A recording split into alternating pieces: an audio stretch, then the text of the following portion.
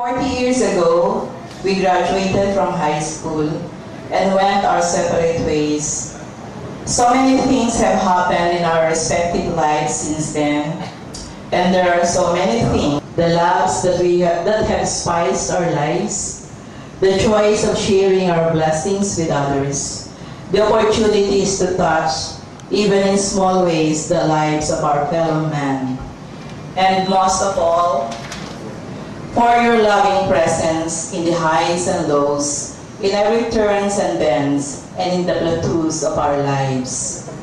We know that it is your will to bring us together once more, to recollect the joys and tears of our adolescent years, and share with each other the triumphs and heartaches we experienced in the last 4 decades. We trust that it is also your will that this be a springboard for a continuous closer relationship among us, regardless of distance and status in life, to achieve a collaboration that will help realize our respective purposes in life and for the attainment of your greater glory. Henceforth, we know that you will still be with us, as well as those for one reason or another were not able to join us here today, to light our path and guide us for the remaining days of our life here on earth, until we meet you face to face and share with your glory. All this we pray in the name of Jesus, our Lord and Savior. Amen.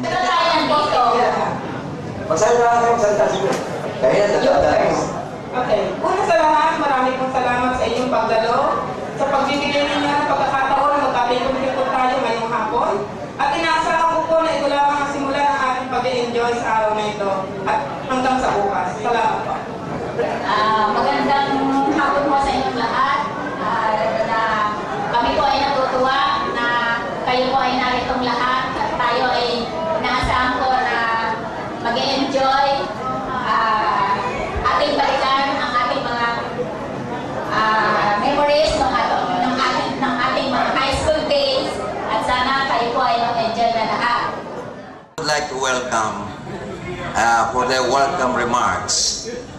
Unahin po natin ang tatlo po kasi presidente ngayon ng MI Class 66. Ito po silang tatlo. We would like to start with Miss Nori Paco Silva. Kami pong tatlo na binigyan ninyo ng isang responsibilidad bilang mamuno upang maisagawa at maging matagumpay itong ating 40th anniversary union ay natutuwa at kami ay pinagtatiwalaan ninyo sa isang gampanin na tulad nito.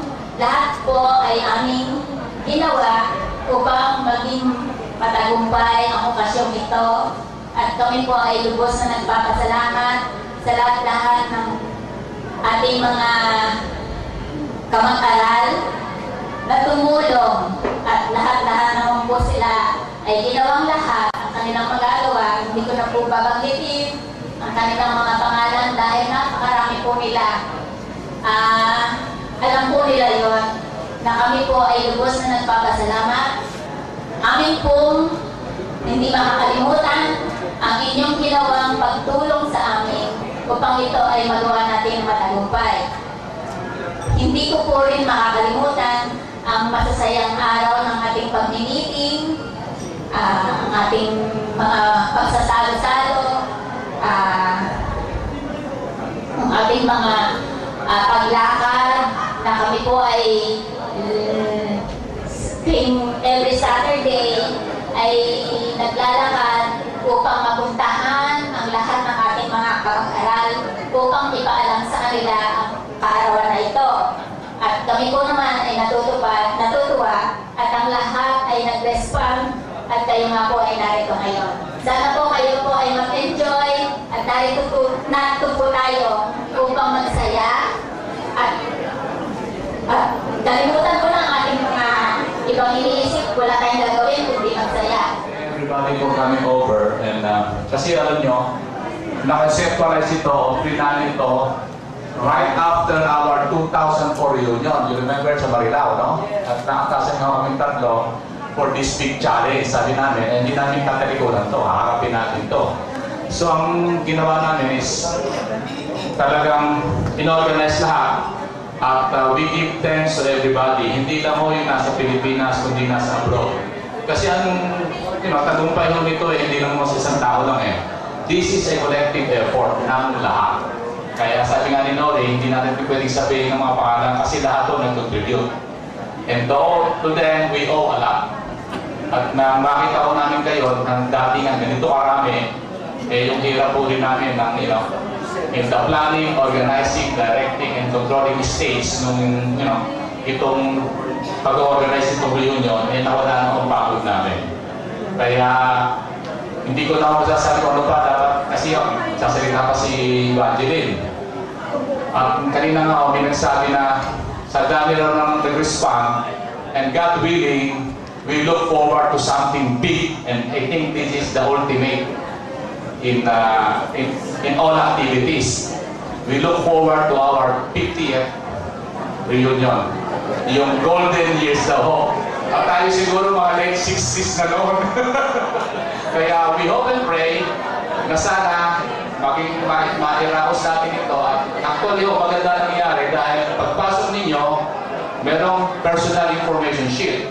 So, yung database niya na civilian na nag-handle, i-update namin. Para at least matututo pa rin namin kayo kahit saan kayo pumunta. Magandang hapon sa inyong lahat, mga mahal na mga kamag-aral. Sa ngalan ni Bernie, ni Nori, at sa lahat ng bumuo ng core group ng pinagsamang mga kamag-aral sa Amerika at Pilipinas, ay malugod at mainit namin kayong tinatanggap sa ating pagdiriwang ng ating ka-40 anniversary.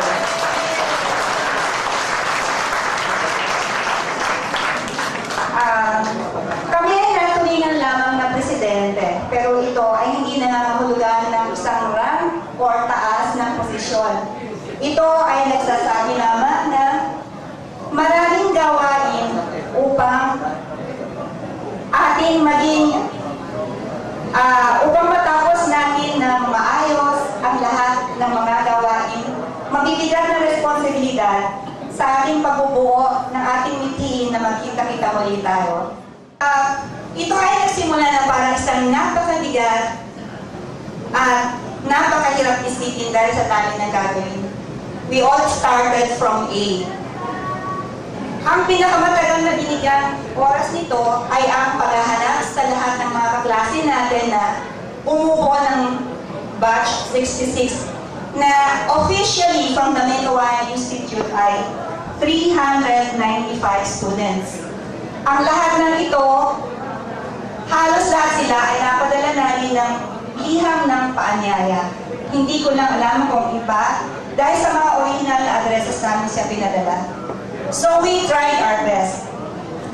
Pero nakakahabulan talaga ang napakabilis na pagkilos at pagsasaayos ng lahat.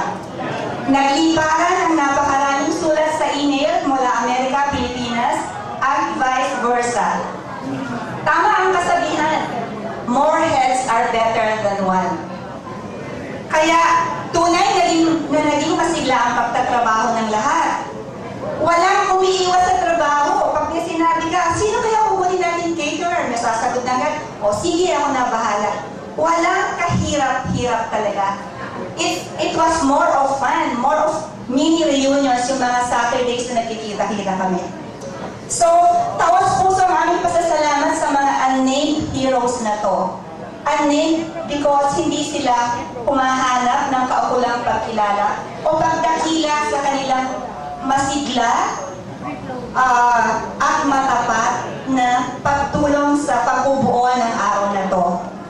So, it has indeed been an honor, more so a blessing for all of us to have worked with these people. It has enkindled a special bond of friendship. To all of you, and alam niyo naman kung sino kayo, maraming salamat. And so, dear classmates, let us enjoy this special day. Let us go out of our way. Let us move around. Let us see all faces. Let us set joyful spirit, for a joyful spirit is the evidence of a grateful heart. This is the day that the Lord has made for all of us. Let us rejoice and be glad in it. Happy anniversary, Salamat sa inyong pagdalo. At naharap kami na simula ngayon, hindi na kami mag-miss mga future reunions.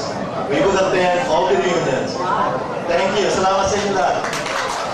Nakikilala niyo ba ito? Binigay ito sa akin kopya ni Conrado Santana. Canada. May gusto akong basahin dito, okay? Para sa ating lahat. Class pledge ng graduation group natin. Sabi nito, we promise to be the worthy citizens our heroes dreamt of us, to be the loyal sons and daughters of our self-sacrificing parents, to live up to the finest expectations of our alma mater, the Hawaiian Institute. And I want you to pay attention to the next line here. To be the best of whatever we are, in whatever line of endeavor we undertake for the glory of God, country, and alma mater. I think that spells out yung talagang spirit na kung bakit tayo narito ngayon. Hindi mo ba? Okay. Nagagala kami na narito kami. Matagal na kami nakita sa ibang bansa. Kaya kung Pilipin ang tila, baka na kayo magpasensya ako. Ha? Okay. 40 years.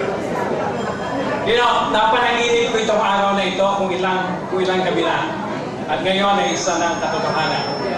Meron akong isang kaibigan kasama sa group namin, sa expatriate group, na pinaginipan din niya ito. Pero hindi siya nakapunta dito. Pero may pakikita ko sa inyo, okay? I-share ko sa inyo yung panaginip niya na nakita niya. Pero he did something about it and tried to put it together. Ito ang reunion natin. Nandito ang most of the people. I'm not 100% sure na lahat kayo nandito, pero majority of you are here. Kaya tutuwa madali. Papasok ko ito sa mga tables. Tingnan ninyo. Okay, nagpapasalamat ako doon sa yung naibigay na pagkakataon namin sa amin na makatulong upang itong pagdiriwang nito ay maging matagumpay.